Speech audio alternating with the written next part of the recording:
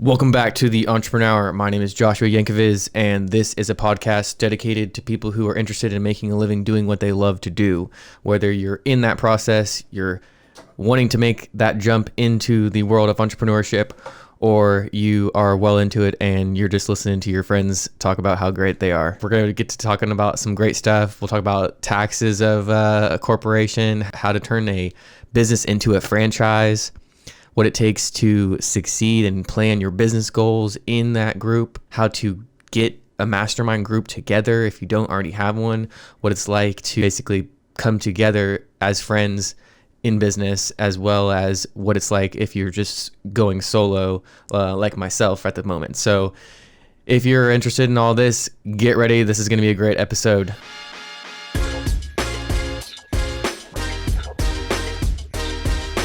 Three, two, one. Joining me today is Patrick Finley, co-founder of Scissors Scotch. It's actually a bar paired with a barbershop. So basically it's for gentlemen to come in, get a haircut, relax. It's like a club. It's fantastic. If I was a drinker, I would definitely go and have a drink and get my haircut as well. Do they do beards as well? Oh, yeah. All right, let me introduce you. Patrick Finley, how you doing, man? I'm good. Thanks for having me. Absolutely. Go ahead and pull that mic over towards you, Oh, yeah. so that it's pretty close to you. Yeah.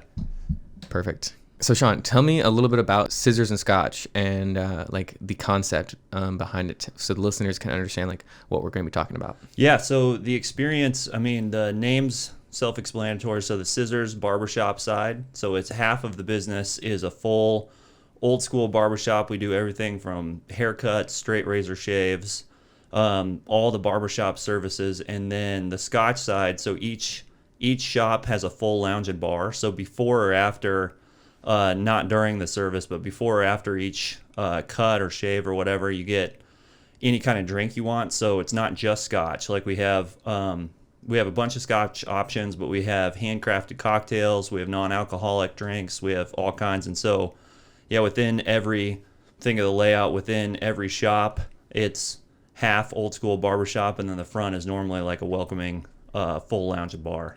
Wow. So yeah, it's trying to turn what used to be a chore for guys to go get their haircut into an experience they're looking forward to. Yeah, that's really cool. Yeah. What was the driving, what gave you the idea? And I know you have some partners who you got with, and how did you come up with the idea for the concept? Yeah, so we started it was me and two of my best friends, Eric and Tanner. And actually Eric, none of us have any background or had any background in hair, anything close to barbershop. So I was an attorney, Tanner was working at Cerner, and Eric was doing insurance, and actually went up to Omaha because that was going to be his territory. And so the whole concept kind of started out of a pain point, which I think is probably a common thread for a lot of your guests. So Eric was up there and needed a haircut for his first week of work, and was just kind of complaining to Tanner and I about the only options they had up there, and it was the same for a lot of guys, were they had kind of the corner barbershop where you'll go in, you don't know how long you're going to be in there. Like it's fun, relaxing when you're in there, but if you need to be in and out, it's not something you can plan out. Or he had girlfriend/wife salon on the corner, or it was kind of a clips joint, and didn't want to go to a value chain. And so we were just talking about how girls have a lot of options that they'll look forward to that are relaxing. They're looking forward to going and get their hair done. It becomes a whole experience, but for a lot of guys, it's just another chore and something like a box to check.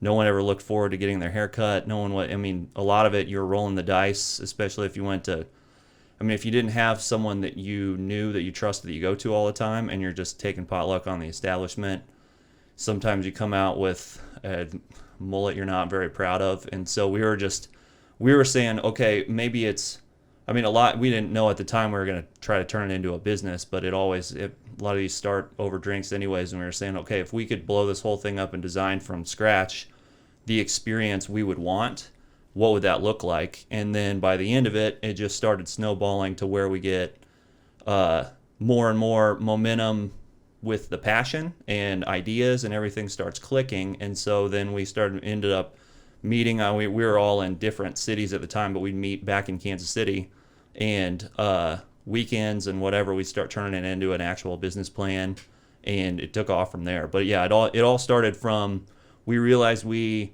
generally had the same problem, call it, or I mean, we thought of it as a pain point, but more people we talk to, it's like we're kind of building a business for ourselves, which helps because it's, I mean, the proof of concept, if you are the target customer, it makes things a lot easier because naturally you can stress test all the ideas, because if you would actually pay to have that thing, then it's a good indication that others might. And so a lot of we're designing it for ourselves and our friends, but then even, I mean, the more and more we got into it, we figure out younger and older customers too. I mean, it became, we thought it was going to be a lot narrower of a client base than it ended up being, and we realized that it's more of a pain point for a lot of people than we knew.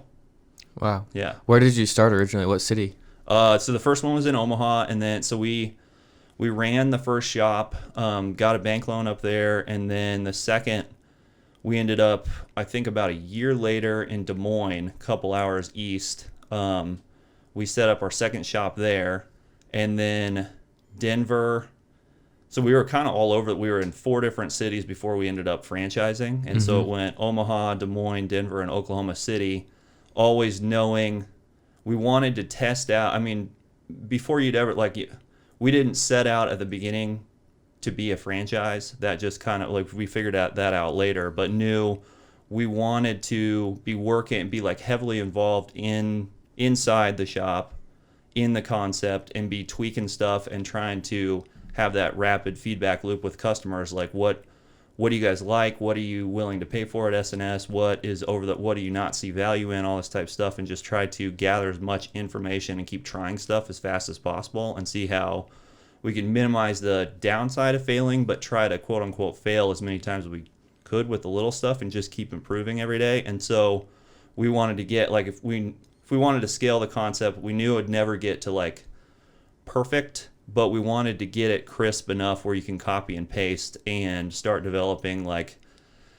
we knew you can't run all of the shops and become a bottleneck, so we had to come up with some kind of game plan that other people could follow. I mean, that's when we started really learning about franchising and where are the guardrails on it, and how strict should a concept be versus how much flexibility do you give to franchisees to come up with new ideas and stuff and all that. And so, yeah, so we ran 4 quote unquote corporate shops before we ended up turning it into a franchise. And I think we'll continue to be, I mean, we want to have a pulse on the operations always, and not get too far removed from it and still have some corporate shops. And so that's about, we can get into that, but that's a balance too, because we don't want to take away from the support to the franchisees. But so yeah, that's long-winded way of saying we started in Omaha. No, it's great. It's great info. So we can double back and talk about a little bit about each step of that. So you started in Omaha. How long did you have the first location before you and your partners thought, this is going really well, let's do another one? Yeah, so I think it was about a year, a little over a year between openings.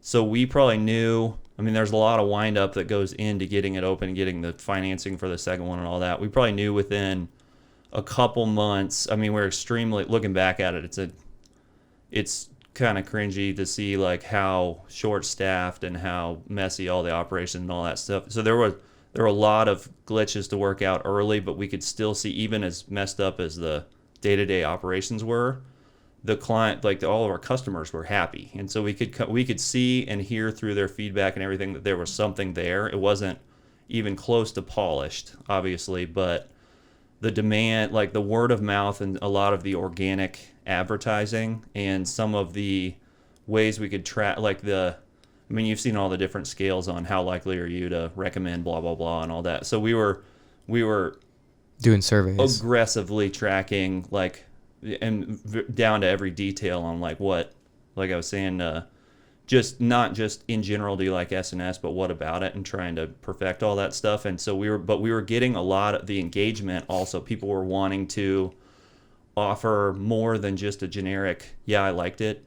They were wanting to make it their own and felt some engagement with the barbershop. And so then we were thinking more like, okay, if we want if we want to scale this, we don't want to lose this local barbershop feel, though. We don't want to become cookie cutter, so we want to have every new city have some form of personality so that we don't turn into the chain concept that we were trying to, when we created SNS, we were trying to avoid.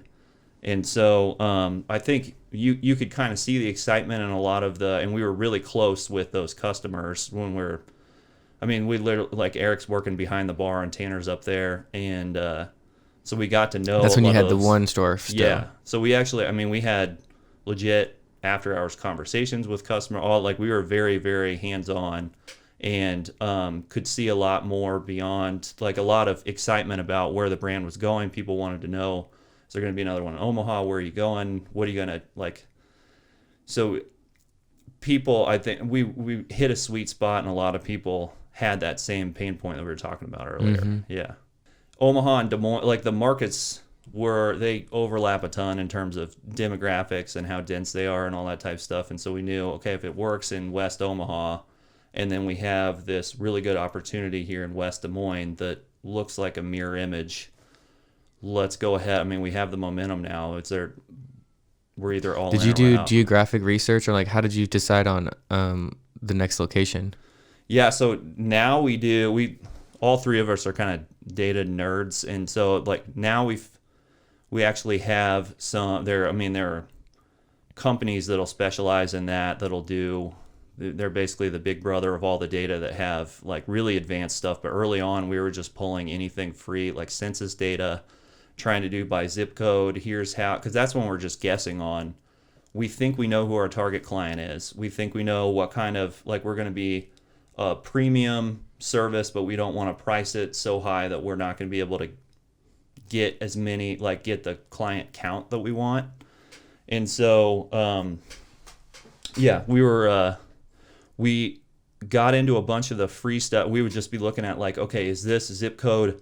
Do they have what kind of disposable income do we think our target client needs to have? Where are they at in their stage of life? All that. We're just kind of guessing. And then we're looking back. We used to go nuts when we get like 10 appointments during that first week. Like every appointment that was booking, we were jumping up and down. Yeah. But we're actually looking at, okay, who came in today? And it's literally just because your subset of data is just like a couple days. Did you have businesses before this one? Did you start a business or run any kind of businesses between you and your partners? Did you run a business before this one? No. So the three of us together, no. All of us are. So it's like the one is because you did. It sounds like because it was so planned out and so deliberately executed, you were successful. Because I've heard a lot of entrepreneurs out here, they will go on like 12 businesses failed before they get to the one that hits it and makes it. Yeah. So we all, personally, we all had things that we tried. We were entrepreneurial in spirit, all three of us. All tried different stuff in college and like with other people and like everything failed. But it sounds a lot more. What kind of stuff did you try? Oh, we had a thing called startbudgeting.com. Like we wanted a budgeting we were all over the map. Okay, so you did have ventures that you tried. We just messed around. Yeah, so we were always interested. And it was always you and your partners, same partners? There was some overlap, but so those two went to Nebraska, I went to Mizzou. So we weren't day to day doing stuff. Right. So these guys you've known them for a long time. Oh yeah, they're really close friends. But so we came from very different backgrounds, but knew that would end up, we could leverage that. Like I said, so Tanner he was at Cerner, but he was doing basically like process implementation. So we knew like his sweet spot is if there's something new, a new concept, like training platform, whatever, he can go into a place and teach people the best practices, like how to put this into your operations. Wow. So that's perfect because like when we come up with the business model that we need to go into Des Moines, he's already suited to be the head trainer.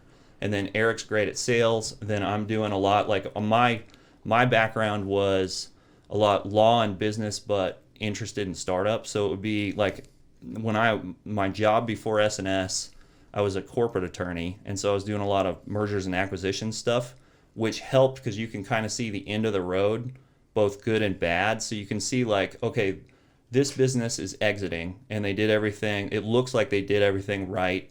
and it's all set up to have a successful exit. Let's work backwards on their timeline to how they got there. Like, what did they do at each stage of maturity? Like, who are they hiring? What are they looking for? When did they raise? Like, did they try to bootstrap here? All that. So we try to It sounds like what I'm hearing is that it's really important to have, if you're going to have partners in your business, it's really important to have people who have certain strong points and certain where you are weak, your other partners are strong, and vice versa. Yes. And it sounds like you've got a really amazing combo of partners who all sync together and create that mastermind group, as that's a Napoleon good way. Hill would say, a mastermind group. Yeah, that's a good way to put it. So we figured a lot of this out as we've gone, how lucky we got, and I think that's, again, probably a common thread, that a lot has to click that you don't realize is clicking early, and there's plenty of luck involved, and obviously you can try to do a bunch of things to maximize your luck, but like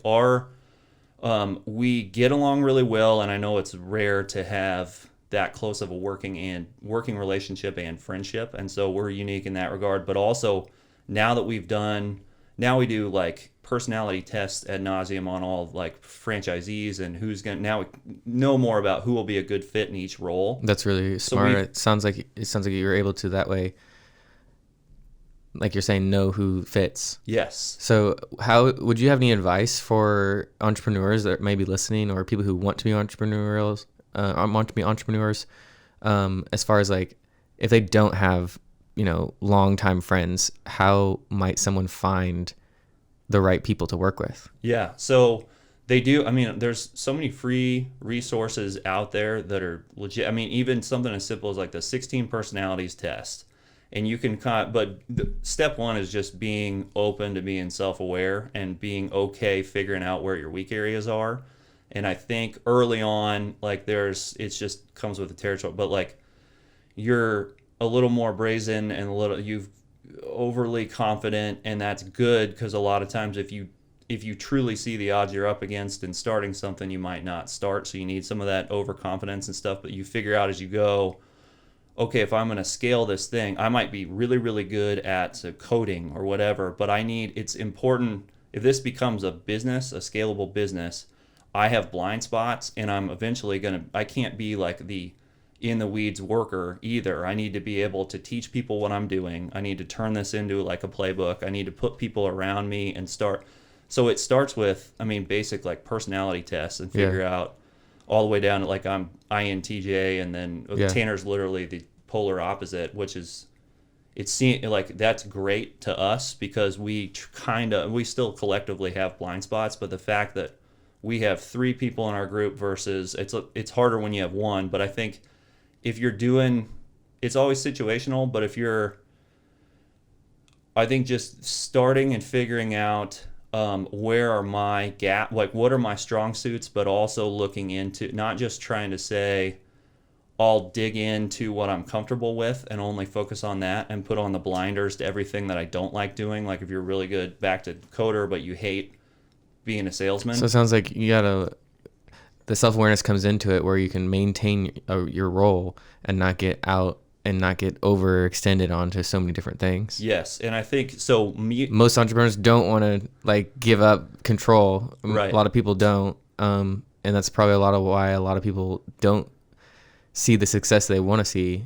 At least that sounds like it for me. Like so much of what I can do and what I want to do does need to be done just by me, but it's like a matter of not knowing where to delegate new people. Yeah, and I think we tried to look. I mean, if you define quote unquote what you call success, and you try to find examples of either companies or people or things at this time that you think you want to get to, because a lot of times you get to that point and you realize like, oh, actually my perspective's completely different. Now I want to be like this. But trying to find data points for, okay, this is generally where we're trying to get. I want to learn as much about what they think, what their experience was, what their mistakes were, especially whether like what their mindset was at my point versus when they got there and they achieved what I'm trying to achieve. Did they see that was the right answer, or maybe right is the wrong word, but you know what I'm getting to. Like you want to just gather as much information and not try to, and this is one of my own personal, like I'll normally try to lock in and gravitate to just grinding and doing what is comfortable to me, but not trying to pull. Yeah. So all that to say, we tried to look at companies, like whether it's not just barbershop franchises too. Like we knew that, okay, eventually, like once we get into franchising, we're competing for really good system operators. They might be also looking at like a Jimmy John's or whatever. And so we're looking at those other concepts, even outside of the barbershop industry. We're just competing against now just franchising too. So we're trying to pull in as much information as we can and learn. I mean, early on, you're just trying to like aggressively learn as much as you can. It's especially true for us because we didn't come from the industry, so we knew we were going to need to catch up. Yeah. But then that ended up, like, we got into that habit and mindset where you just, all you want to do is keep consuming more and learning, like, what's new out there, what are people doing, and then you look forward to that process. So were you meeting with your partners? Like, how often were you meeting with your partners before you launched the first location? So we were meeting in person. So we were in different cities. So we were meeting in person on weekends. But then, I mean, we'd talk. So weekly and weekly, multiple times a week, at least.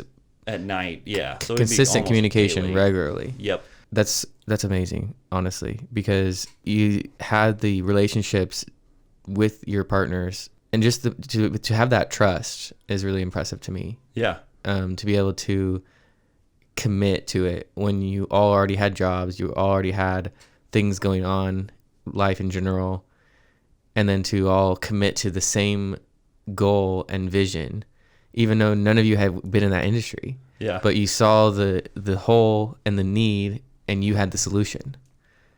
And that's really impressive to me.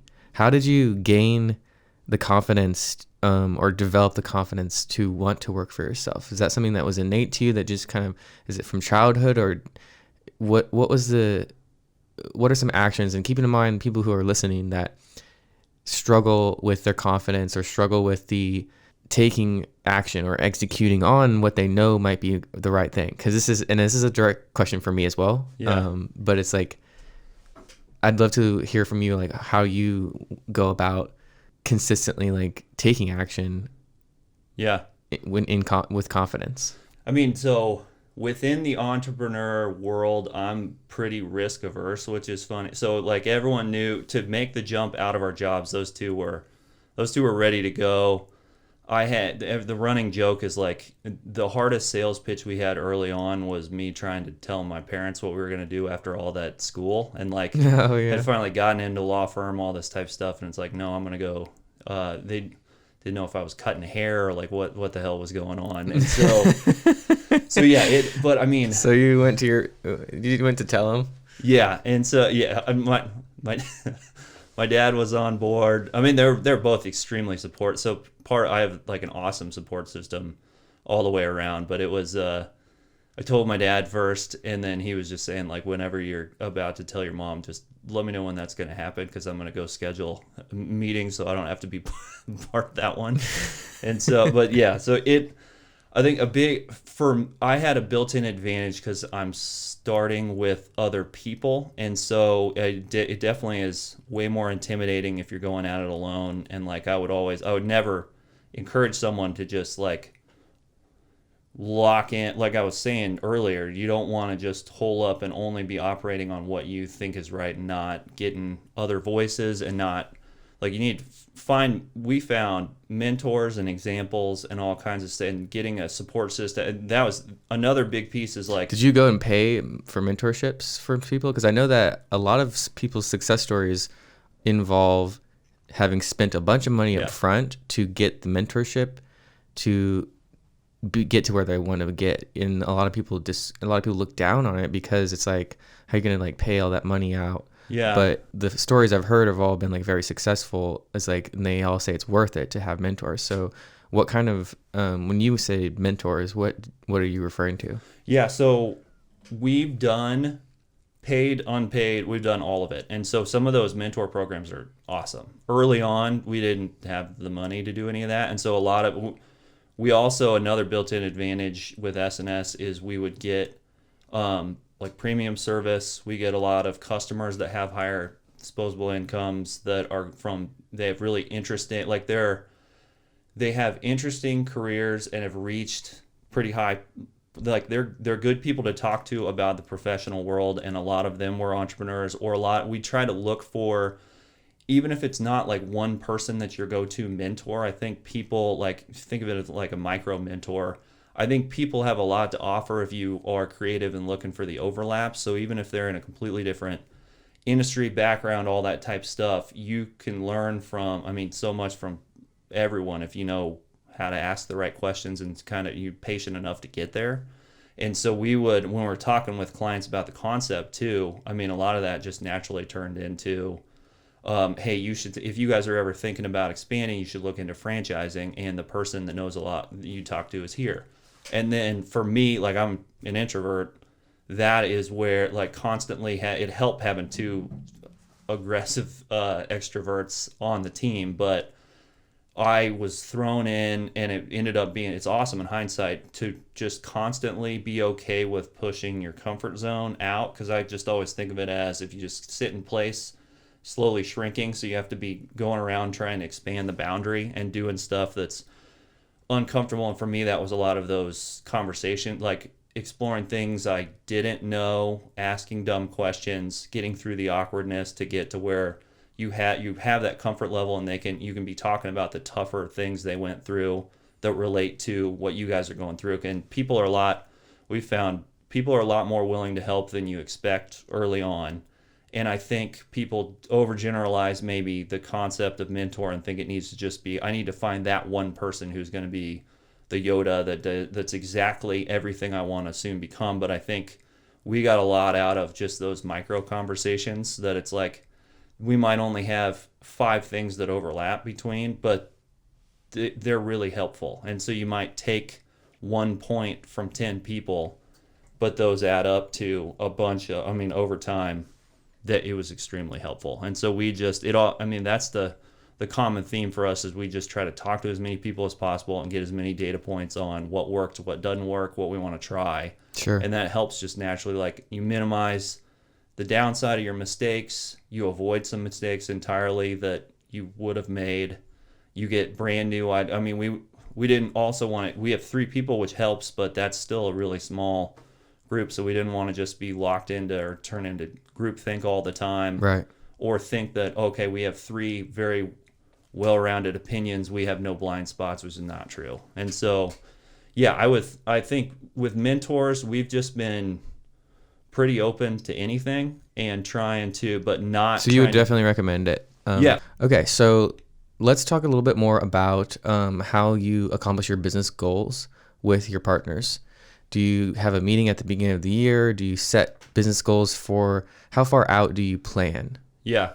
So that has changed a ton, and we continually experiment. Like, we're all 3 data nerds, and also we like figuring out productivity hacks and all kinds of stuff. So it's become a lot more buttoned up as we've gotten bigger, because early on, I mean, you're just going day to day, project to project. You throw yourself all the way in. You are literally the whole team. And so you're coming up with the ideas and also doing all of the execution. And so, like, early on, pretty much anything works, and it's a grind. And you're trying to do, like we talked about, the feedback loop. You're trying to come up and plan, and then execute, and then get feedback on what you did, and then change, that develops a new plan, and do that cycle like as fast as you can. And so early on, we were just, we figured, let's tighten that loop and let's go, and we just learn as much as we can. Then as you start growing, that's great when you have one, I'm applying this just to S&S, if you have one shop, one location. Same thing applies if you're, just don't think of it as a shop, but if you have one team or one city or whatever, once you move to the next one, okay, now you're spread a little more thin. And if you're, like for us, we had a geographic limitation that we can't be at both shops during the same day because they're several hours apart.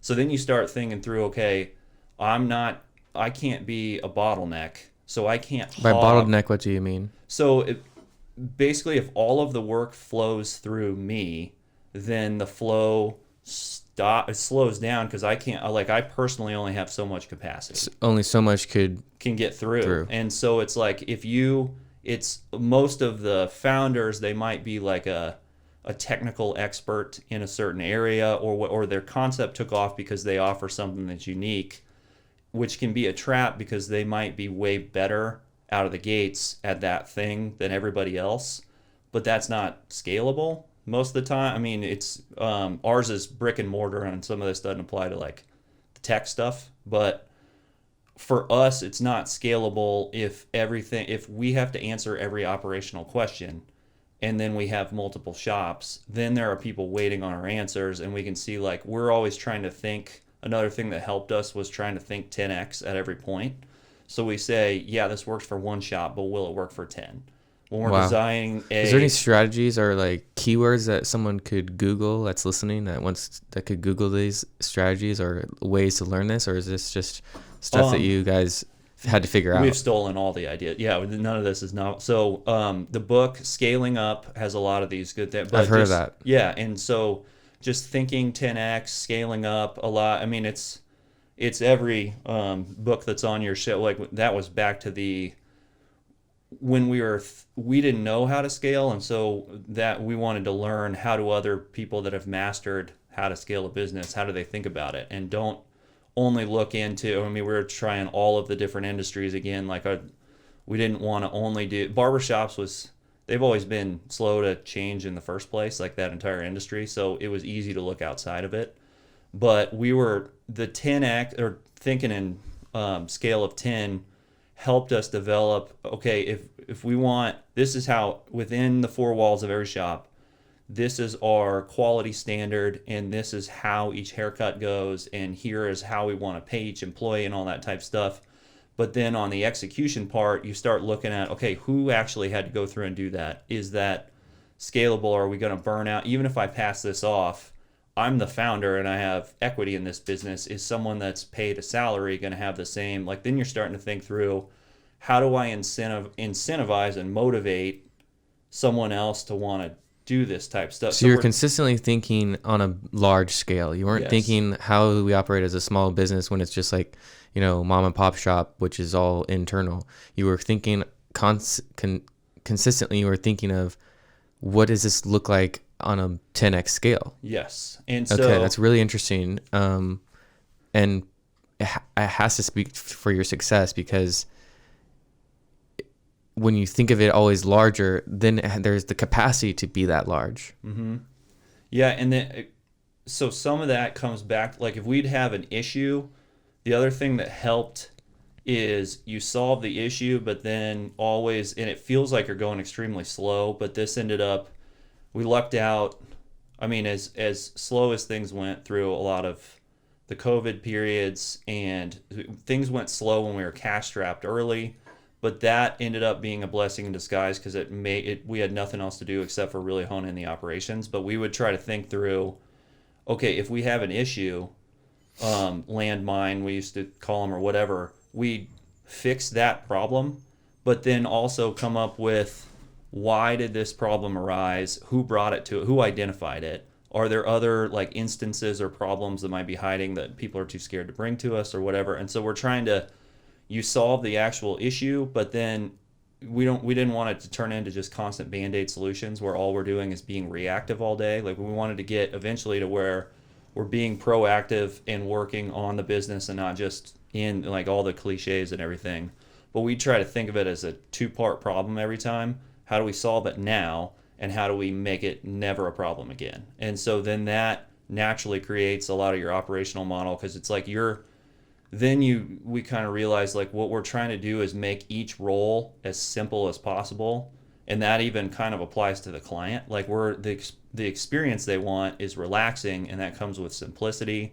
Like they don't want a really glitchy booking experience, and then everyone's running behind when you get there and all that type stuff. And on the flip side, like employees, they don't want to have all kinds of problems getting their tips, and they don't want to like checking clients in and out, because we're not rigid on like our late policy, and all these little things add up. And we knew if we're going to have like an awesome experience that stems from a bunch of happy customers and happy employees, great culture, and that comes from making processes that make it just, we wanted it to feel seamless for on both sides of the chair to go through the day. Like the experience is awesome, but also for our employees too. And so we're early on when you only have one shop is like, that's, you want to get ahead of it when you're thinking and not realize like, oh crap, now we are at 10 and this is not working. Because you can, Right. by then you might have to press pause and fix everything before you can keep going. So you don't want to get to where you hit a wall and then you can't catch up. And so we always wanted to be, we'd try to break stuff like pretty, and not like to where it impact clients or impact bottom line or anything, but we try to game out how we could break things and try to get them as logically stable and operationally stable as we could. Maybe over the top, but that ended up being great because I think we dodged a lot more issues, or a lot of them would pop up and it'd be a two-shop issue when if we didn't address it, like now it might be an area developer that has 20 shops, and then you're dealing like that opens a whole new can of worms with trying, that can mess with the franchisee relationships or like perception of how strong the brand is and all this type. So it's good to plug stuff up early and be thinking way bigger, even though it seems like you're jumping the gun. And even though it feels like you're going slow because you want to just I'll solve that problem, let's go. Well, that's going to soon that problem with one shop is going to turn into that problem times every single shop, which is going to be your whole day. So you're never going to work on the business if you don't fix this because it's just going to keep popping up. Does that make sense? Yeah. Yeah. How did you handle did you and your partners create an LLC and a holding name to have that company? Like, how did all that work in time? And I'd like to eventually kind of talk a little bit about the taxes side of it. Yeah. So can you explain how you approach that from a business standpoint? Because for me, I'm just a sole proprietor doing video business, doing W-2 work and contract work, and I haven't created an LLC or an S corp or anything like that. Yeah. So for me personally, I would love to hear from you about it, and I'm sure some of the listeners as well would. Yeah. So we have employees, obviously, and some of this stems from the legal background. So I had a leg up because what kind of lawyer were you? So corporate, but Yeah. would be focused. My true interest was startups, so it'd be doing a lot of M&A stuff, like mergers and acquisitions stuff, like I was telling you would be. That's the majority of your work, but more and more I was really interested in the early side of businesses, not the mature ones. Sure. But so I knew a little bit about that. But so all of our stuff is LLCs just because they're flexible. Like you can make the operating agreement pretty much any terms that you want to. And so we knew how to structure our initial shop. The short of it is every shop's its own LLC, and the reason the nitty gritty is just employees are going to be employees of only that shop. And so some of this is maybe unique to only S&S or brick and mortars with a bunch like multi-unit brands. But we knew we didn't want it's all legal exposure you're trying to minimize, trying to keep financial side clean with everything, and because we're eventually going to have shop to shop comparisons, so we can't be mixing and matching bank accounts and employee agreements and all that type of stuff. So we knew let's try to keep it on paper as clean and pretty as possible. Each shop is an LLC, each shop employs only those employees, and then as you grow it starts getting into holding companies and all that boring stuff. But early on, it works. You might not need all of the formal setup if you're only operating on your own,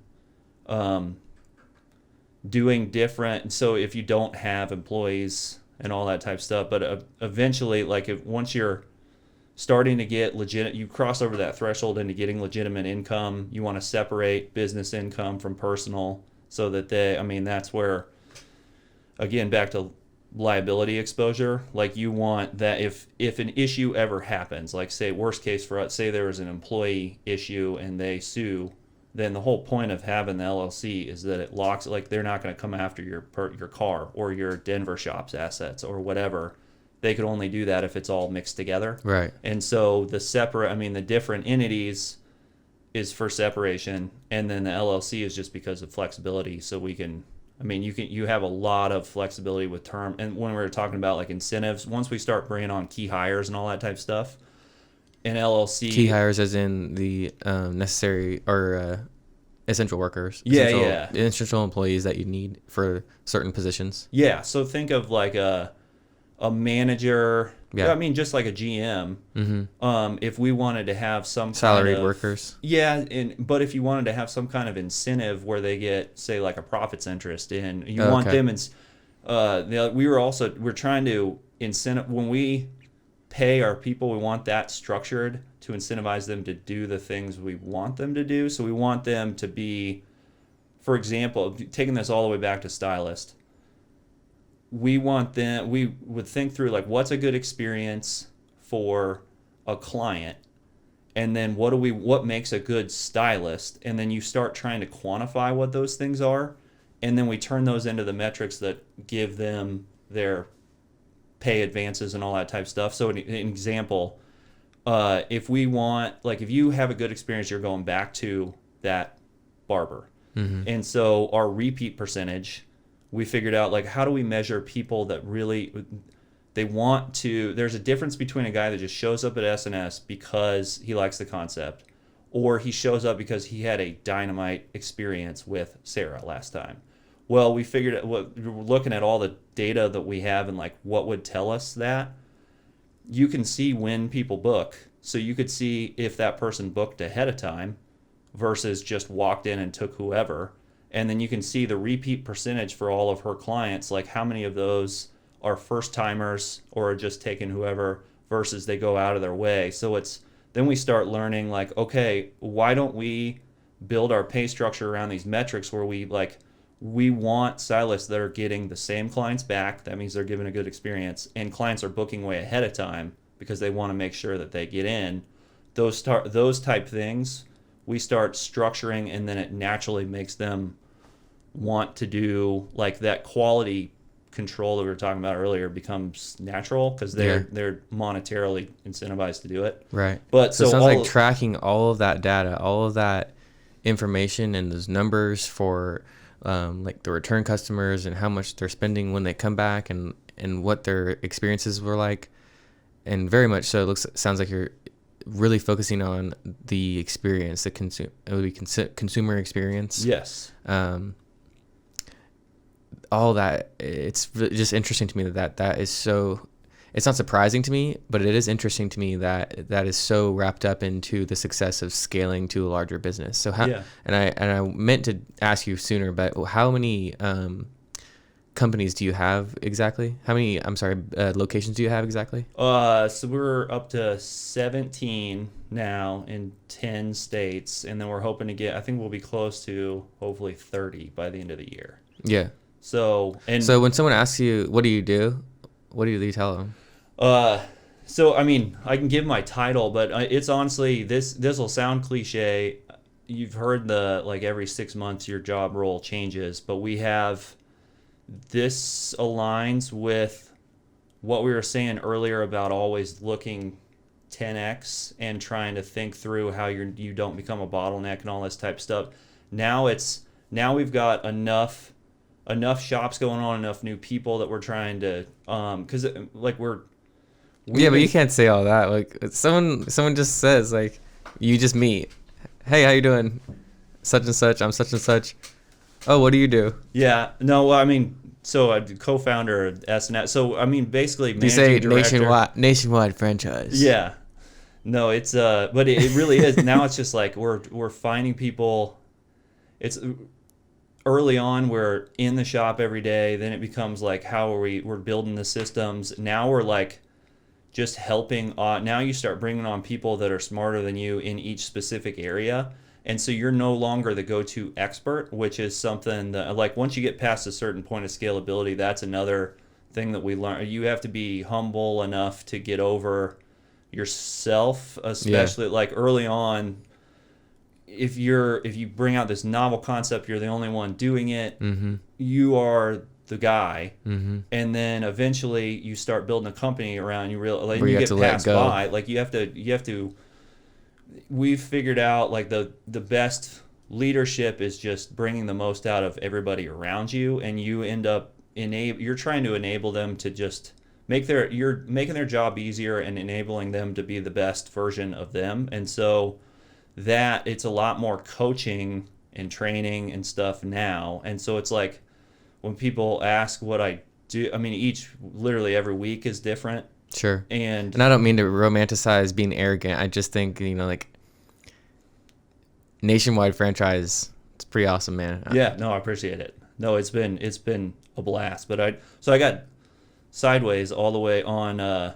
You were asking about taxes, LLCs. Yeah, so all of that employment stuff to say that we did all the way back to the LLCs. We've done an LLC for each thing because, one, it keeps things in a box, clean legally and financially. But two, I was getting into those contracts because we have a lot of we try to come up with unique ways to incentivize people to do X, Y, Z. And the LLC, like they let you bolt on.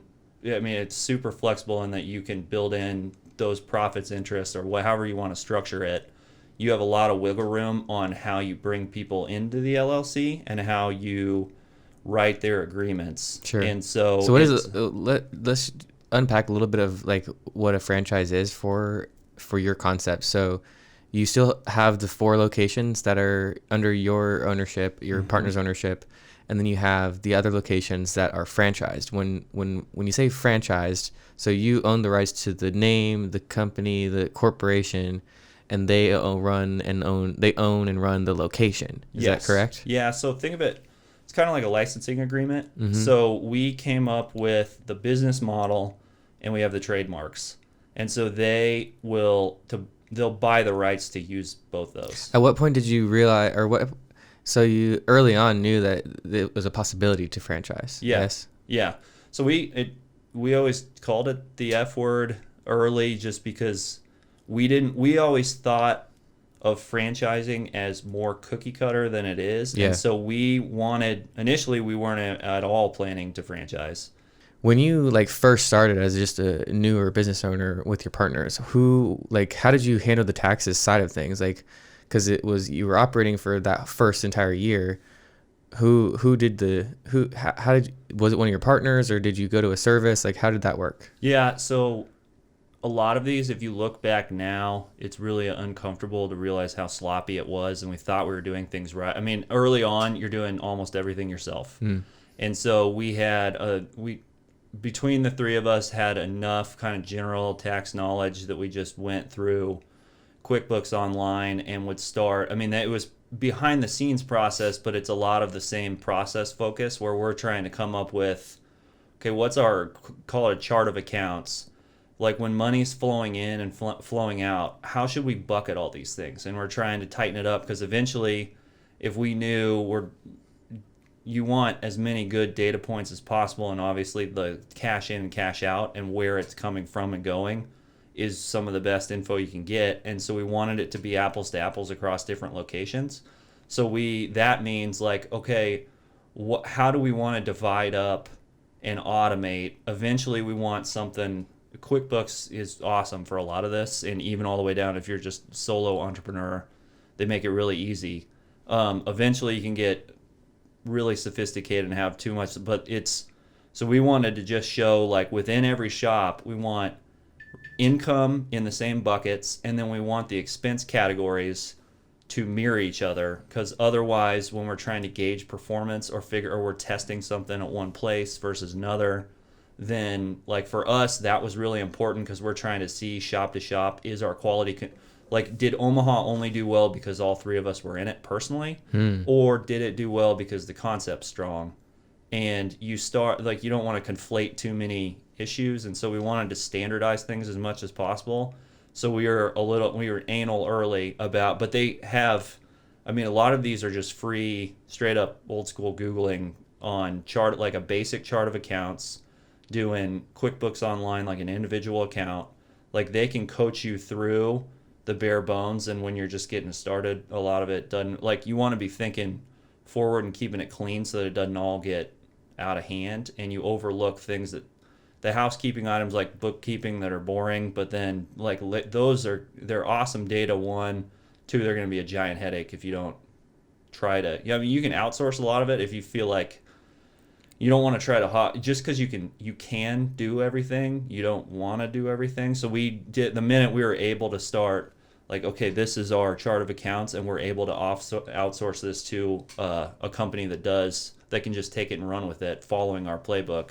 We ended up doing that, but it was really helpful for us to have our hands in it and be like talking about what our buckets needed to be, our chart of accounts, bouncing it off, comparing it to other franchise. I mean, it helped us that franchising's so regulated because you have to publish a lot of your data in like franchise docs and every year. And so we could go look at one of the things we were doing when we study other companies, like we'd go look at their item, but basically they have their financial statements at the end of their mandatory disclosures, which sounds so boring, but that's kind of like looking under the hood on here's what they're doing, here's where they're making their money, where they're spending their money, here's how they divide up expenses and how they think about profit and loss and all that types, because there's a lot of different ways to cut it up. So it was early on, it was really helpful just to look at examples. So we used some templates and then would just keep stress testing. Like, is this helpful? Is it too general? Do we need to subdivide? Like, for example, instead of just revenue in, should we be classifying? Then we got to service revenue, membership revenue, products, and then you even split that up more. Like, could we learn how many of our service revenue repeat clients versus first time client? Then you can start broad and simple because you're working on your business and the product and everything, but then those end up, the more sophisticated you get with a lot of those, like those data points were really helpful. So short answer is QuickBooks, Google, like start simple, but then you can start expanding out pretty quickly from there. And we eventually outsourced once we got comfortable with this is close enough to a repeatable quote unquote best practice. Wow. Yeah. It's really cool to hear you explain everything. Like, it's just like you have a very like strong grasp of it. And it makes it clear to me, like, okay, like if good deliberate planning goes into it and everything is worked out, and like obviously, yeah, like the first year was scrambling to make things correct and get things right, but it was all with very deliberate moves, it sounds like, to be successful and to scale up to you're going on, you got 17 locations now nationwide. And it's just incredible to me to hear that, because, like I said, I hear of people, failing over and over and over in businesses before they get to that point. And I know you said you did do some things in the earlier in life to kind of get to the point where you had a good grasp of what needed to be done. And you had your strong suits, which you then combine with your two partners who had their strong suits or strong points, and combined into like just like a mastermind group. It's really amazing. So is there anything that you want to talk about that we didn't like actually, like anything that you specifically want to mention or speak to directly to the guests, to the listeners? So you have I imagine video for as forever, so you could be speaking to anybody at any point in history, in a way. So if you want, you could look that camera if you want and say something. wasn't prepared for this one. Shoot, I need to give that one some thought. Okay, so in the meantime, if the you from 10 years, I like to ask everyone this question because it's always valuable. So if the you from 10 years from now, the guy who's started this business, maybe he goes on and starts tons of more businesses and does other things, whatever you imagine that to be, if he walked up to you right now and had advice for you where you're currently at, what would he say? Yeah, this some of it, maybe this. So we just had our first daughter 6 months ago. So this might sound overly cheesy because it's like it does change your perspective, but I think I would, and it goes back. It's like I have tried to, and Tanner and Eric are awesome about it too. Try to find people that are about that far ahead and listen to like 10 years ish and have them be your role model for the short term, and try to learn as much about like what was their mindset, how did they get there, and were they satisfied by the time that they got there. But I think, I mean, early on you're nose down grinding all the time, and I think that especially after having our first kid and everything, it seems like maintaining perspective and trying to, I mean, at the end of the day, it is just haircuts, not curing cancer. But also, like, I don't want to lose sight of it seems like a lot of the people we talk to that have been through it and come out successfully on the other side, like what you end up looking back fondly of is a lot more process than it is. I mean, accomplishments, sure, but just being in the trenches, and like the fact that I get to work every day with two such like awesome friends, that's unique, that we also have that close of a business relationship.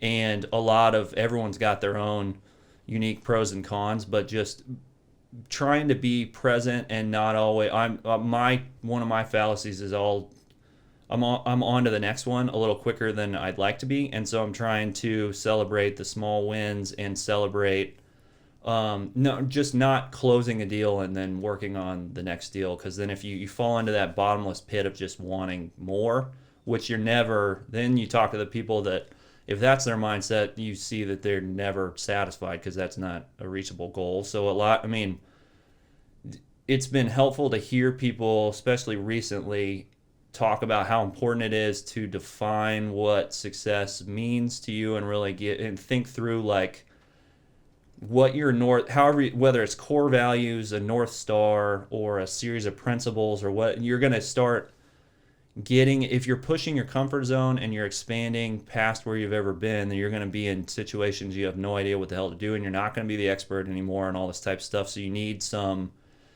the North Star to kind of guide, I think I'm making the best decision and here's why. And so it becomes increasingly helpful as you start getting bigger and into areas that just are brand new, where you're not just like, I am the best at coding this thing and always have been, and then it's just. So what would you say to you?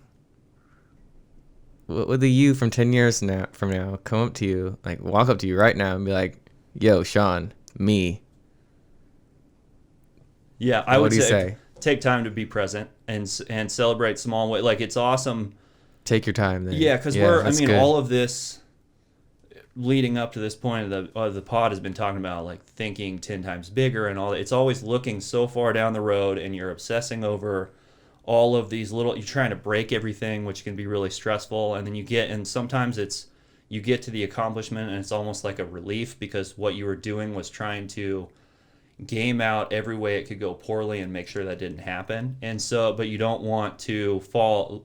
Like we run a really fun concept, and like got into this for a bunch of good reasons. We work with awesome people, and so I just never want to lose sight of how much positive there is baked into all of like all the challenges and everything that comes with entrepreneurship and scaling and doing all these things that you haven't done before.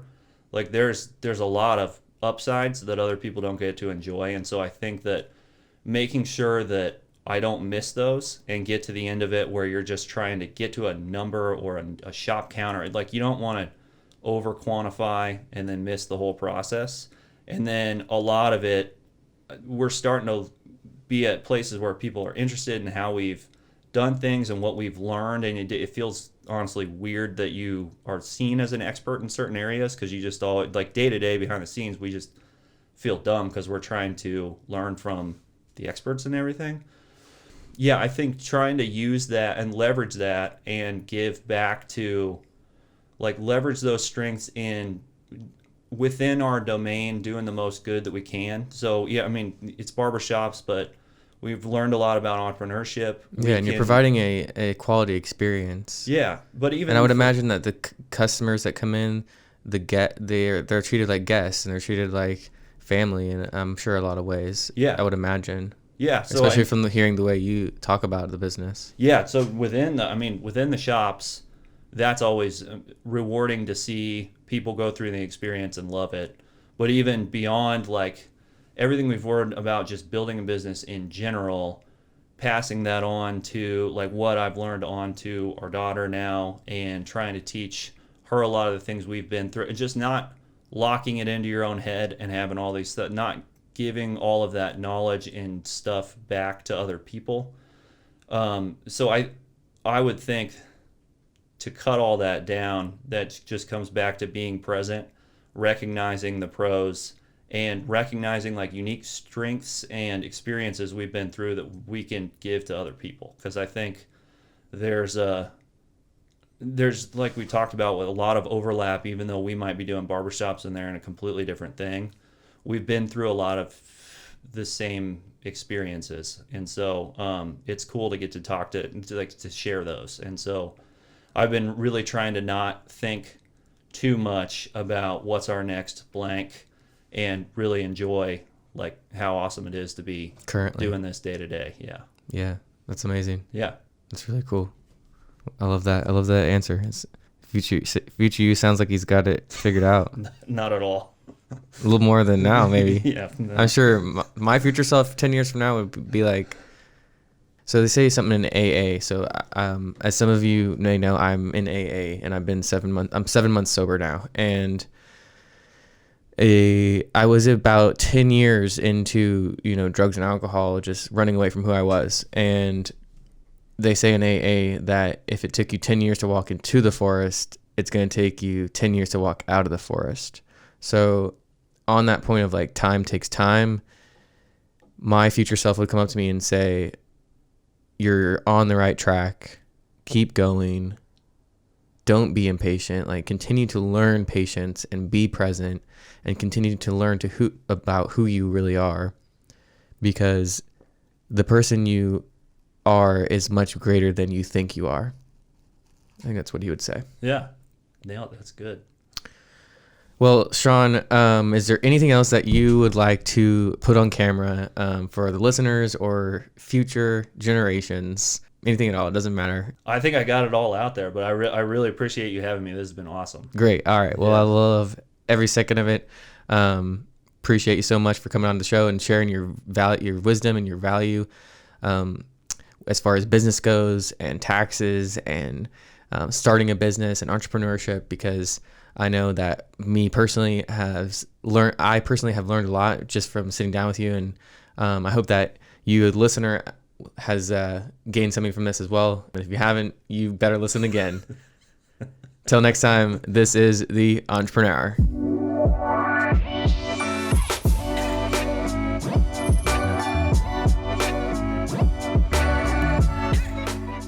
Nice. Nailed it. That's a wrap. That was good. Thanks for having me. Yeah, man. Appreciate it. Haven't done a ton of